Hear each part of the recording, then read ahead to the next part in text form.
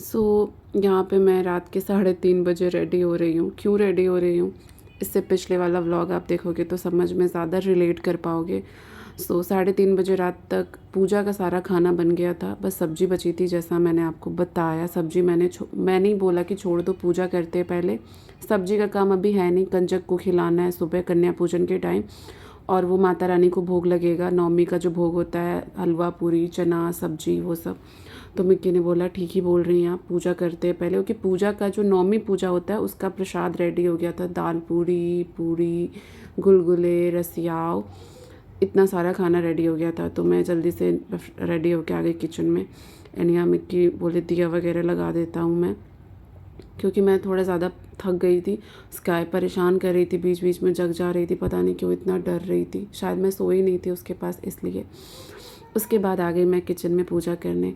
और ये जो पूजा है ना, सच्ची बता रही हूँ, ये मेरे लिए एक इमोशंस है, अलग है थोड़ा, क्योंकि ये पहली बार कर रही हूँ मेरी शादी के बाद। और जब से मेरी शादी हुई थी ना, तब से मेरा मन था बहुत ज़्यादा करने का, क्योंकि मैं मेरे घर पे ना सब कुछ सारा फेस्टिवल मेरे घर पे सेलिब्रेट होता है। और जब शादी के बाद मैं यहाँ आई तो यहाँ पे बहुत सारी चीज़ें सेलिब्रेट नहीं की जाती थी उस तरीके से, क्योंकि मेरे जो फादर इन लॉ हैं वो एक पंडित है, तो उनको जाना होता था पूजा पाठ कराने, तो घर पे कोई होता नहीं था। मम्मी लोग अकेले उतना करती नहीं थी, उन लोगों की चॉइस थी वो। बट मुझे सारा फेस्टिवल सेलिब्रेट करना बहुत ज़्यादा पसंद था।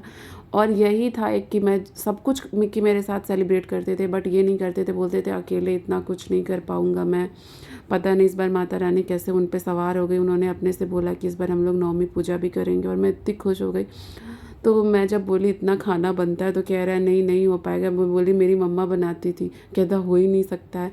तो कह रहा है अकेले नहीं होता। मैं बोली अकेले बनाती थी, और मैं उसी की बेटी हूँ, मैं सिंगल हैंड सब मैनेज कर लूँगी जैसे मेरी मम्मा सिंगल हैंड मैनेज की है। और दोनों लोगों ने मिलके सारा कुछ बना लिया अच्छे से, उन्होंने मेरी हेल्प करी, और ख़ुद भी वो शॉक्ड हो गए। और जब भी मैं ये उस दिन किचन में आती थी और ये देखती थी ना, ये सेटअप पूजा का, मैं इतनी इमोशनल हो जाती थी। सो स्टे ट्यून, अब लास्ट पार्ट आएगा इसका, कंजक पूजन का। चैनल सब्सक्राइब कर लेना।